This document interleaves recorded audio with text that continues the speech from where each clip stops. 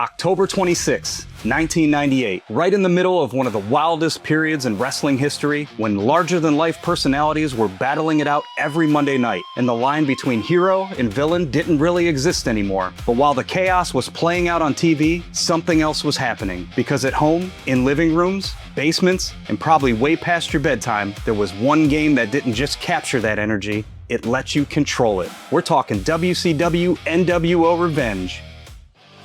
Time is ticking, games are fading fast, but I won't let these treasures be the past.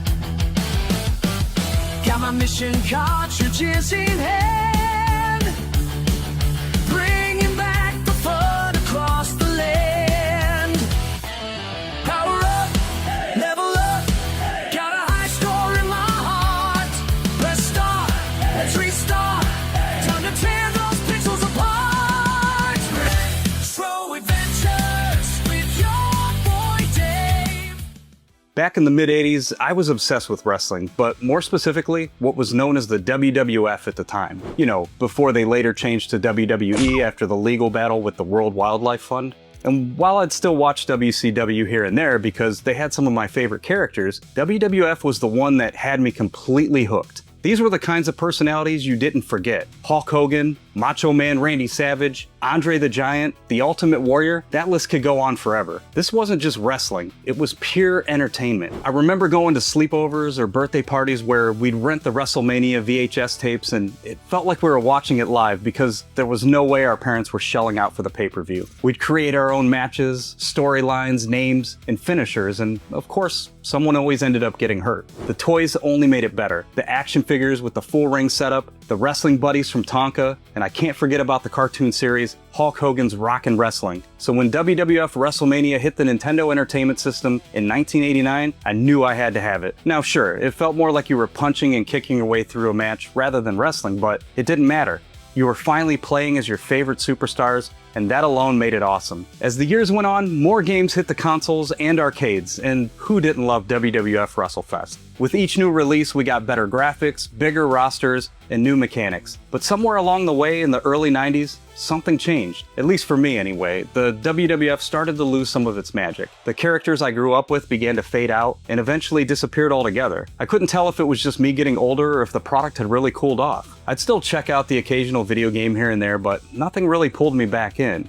And then out of nowhere, everything changed. The Monday Night Wars began, a TV ratings battle between the WWF and the WCW as both Raw and Nitro aired on Monday nights in direct competition, going head-to-head for viewers and changing wrestling forever. And I'll be honest, I didn't jump in right away, but I definitely noticed. It became a hot topic at school, and by 1997, I was all in. Familiar faces were returning, new stars were rising, like Diamond Dallas Page and Goldberg, and the storylines had that edge again. It felt unpredictable, like anything could happen. This was right in the middle of the Nintendo 64 and PlayStation era, and I was working at a game store in the mall called Video Game Exchange. We were encouraged to play everything that came in so we could help customers decide what was worth buying, so yeah, it was a pretty great setup. So when WCW vs nWo World Tour dropped in late 1997, I had to check it out, and right away, I knew it was something special. The game was developed by AKI Corporation and published by THQ, and it introduced what fans would come to know as the AKI engine. This wasn't the wild, mash-your-way-through-it style of earlier wrestling games. The gameplay was built around timing, positioning, and momentum. You'd weaken your opponent, build up your spirit meter, and when the moment was right, hit your finisher. It finally felt like wrestling. Then, less than a year later, on October 26, 1998, we got the game, WCW nWo Revenge. It wasn't a reinvention, it was perfection. Now, World Tour already had a strong grappling system, momentum-based gameplay, and solid multiplayer chaos. But Revenge took everything and dialed it up. The roster exploded to over 60 wrestlers, featuring WCW and nWo stars at the height of their popularity. The presentation improved across the board. Better lighting, more detailed arenas, and character models that actually resembled their real-life counterparts. Gameplay felt tighter and more responsive. Reversals were smoother, matches flowed more naturally, and every bout felt like it had its own story. They added a deeper championship mode, giving you a real sense of progression as you battled your way through divisions towards a title shot. More match types, sharper presentation, and expanded wrestler customization made the entire experience feel bigger and more authentic. And then there was that Monday night energy, that unpredictable back and forth that made every match feel like an episode of Nitro. By the end of its run, Revenge became one of the best-selling wrestling games of its time, moving over 1.8 million copies worldwide, and it set the stage for what would come next with WrestleMania 2000 and No Mercy. For me, WCW nWo Revenge was a game launch I'll never forget, and it helped define wrestling games for an entire generation. But that excitement didn't end there for me. Wait till you hear my personal story at the end of the episode. Right now though, it's time for the Retro Adventures with Dave Starter Pack, a figure 4 of nostalgia tied to the release of the game that body slammed its way into our memories. First up, the music. On October 27th, 1998, just one day after the launch of WCW nWo Revenge, the very first Now That's What I Call Music dropped in the US, a 68-minute CD packed with 17 hit tracks that were dominating the charts at the time. And if you were up late at night, you definitely remember the infomercials running non-stop, previewing clip after clip like it was the greatest playlist you've ever heard. The track list was carefully put together by the team behind the compilation, who monitored radio airplay, Billboard charts, and music video rotation to lock in the biggest hits over a roughly 4-month window. The goal was to hit the perfect mix of pop, dance, and rock, and even sneak in a few songs that were just starting to rise, betting that they'd explode by the time the album hit the shelves. These compilation CDs went on a heck of a run, becoming a staple in the late 90s and 2000s, before finally wrapping things up on May 3rd, 2024 with Volume 90. Next up, the movie. Released in theaters on October 16th, 1998 was Bride of Chucky, the return of the series after a 7-year gap following Child's Play 3. And I was hyped for this one. I mean, how could I not be? Just days earlier, on the October 12th, 1998 episode of WCW Monday Nitro, Mean Gene Okerlund in the ring interviewing Rick Steiner, right in the middle of his intense feud with his brother Scott. And out of nowhere, you hear that laugh. We get the ball. What? What the devil? What is that? Wait a minute. Chucky pops up on the Nitrovision screen, and he's just not part of a movie clip, he's interacting with them, mocking Rick, calling him a loser, telling him to stay away from Scott, and even taking shots at Mean Gene. It was surreal, and honestly, one of those moments you just don't forget. The Child's Play movies were a huge part of my childhood, and Chucky used to scare the hell out of me. I'm talking sleeping bag, lights off, staring into the darkness like he was about to pop out any second. Which is kind of funny looking back now because, I mean, he's a doll. But after walking out of that theater, I was honestly disappointed. What used to be this genuinely creepy, edge-of-your-seat horror series had turned into more of a comedy with some gore and violence sprinkled in. The scares just weren't there anymore. And if the original idea of a doll possessed by a serial killer was already a little out there, Bride of Chucky basically said, "Hold my beer," and took things even further. No spoilers here though. Is it worth a watch? Yeah, why not? And for the drink? In October of 1998, Pepsi rolled out Pepsi One, their attempt to completely rethink what diet soda even meant. This wasn't Diet Pepsi, this was 1 calorie. And Pepsi promoted it like it was the future, as if 1 calorie was something to behold. Meanwhile, Diet Pepsi had already been sitting at 0 the whole time. Pepsi was clearly going after a younger crowd, people who didn't want to be caught dead holding something with the word diet on the label. And they went big with the marketing.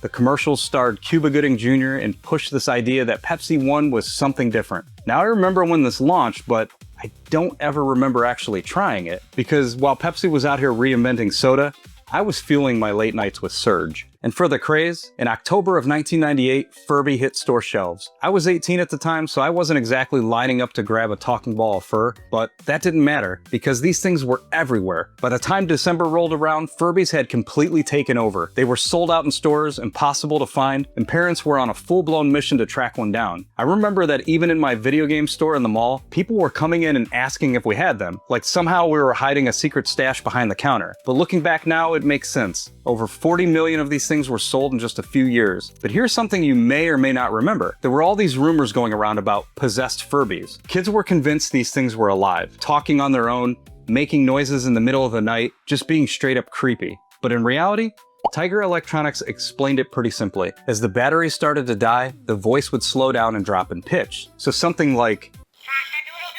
suddenly sounded like a demon trying to crawl out of your closet. And even after you pulled out the batteries, there was a small internal backup that could keep it making noise, laughing, and whispering. Yeah, not creepy at all. So now I've got to ask, How many of you watching right now were young enough and were traumatized by a possessed Furby? Now it's time for my personal story, and while at the time it was complete chaos, looking back, it's hilarious. Earlier I mentioned working at Video Game Exchange in our local mall, but by October of 1998, I had already been promoted to store manager, somehow becoming the youngest manager in a company with over 60 stores. This was right around the time the company had been bought out by Grobiz International, the same group behind stores like Once Upon a Child and Play It Again Sports. They were rebranding all Video Game Exchanges to It's About Games, with that recycle symbol as the O. But my store actually kept the original Video Game Exchange name for nostalgic reasons because my store was the very first. One thing the other stores were doing were in-store tournaments with NCAA style brackets. Win in advance, lose and you're out. Our Ashtabula, Ohio store had success running one for WCW nWo Revenge, so I figured, let's do it. Now here's the problem. Their store was huge. Mine, basically the size of a one-bedroom apartment. We get about 20 people signed up, and when I tell you the place was packed, I mean shoulder to shoulder. Barely any room to move, and even more people lined up just to watch. The tournament starts early, and right away I realized something. These matches are taking forever. It's an incredibly slow burn, and by the time we're getting close to the final rounds, I'm starving.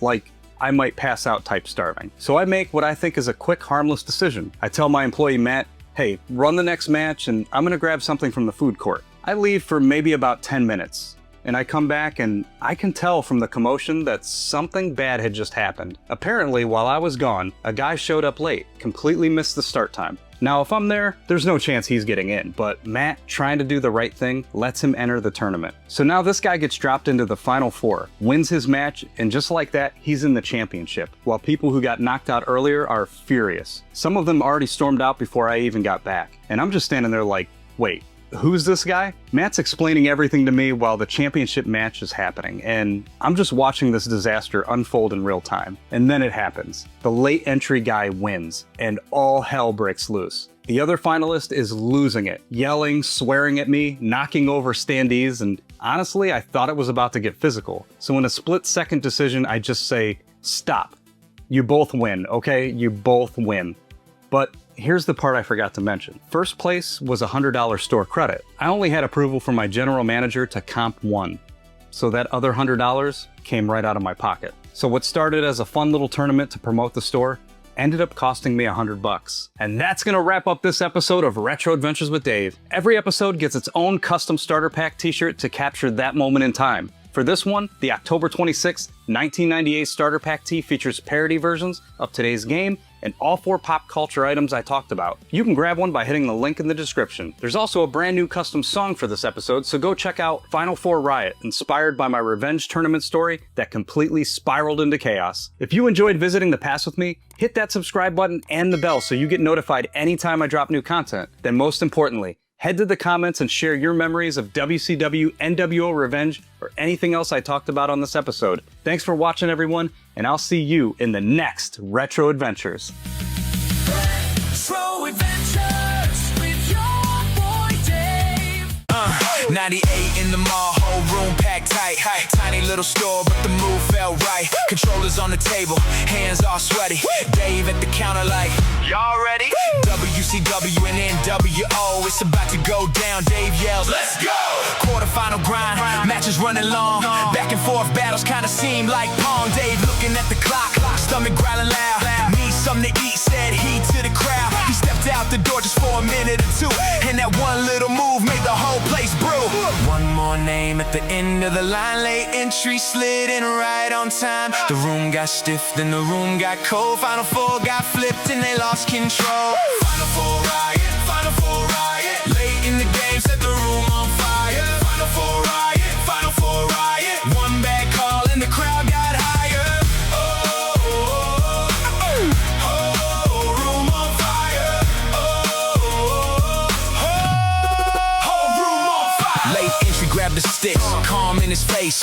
Beat through the bracket like he owned the place. Crowd starts to murmur, then the murmur turn mean. Who let him in? He ain't part of the scene.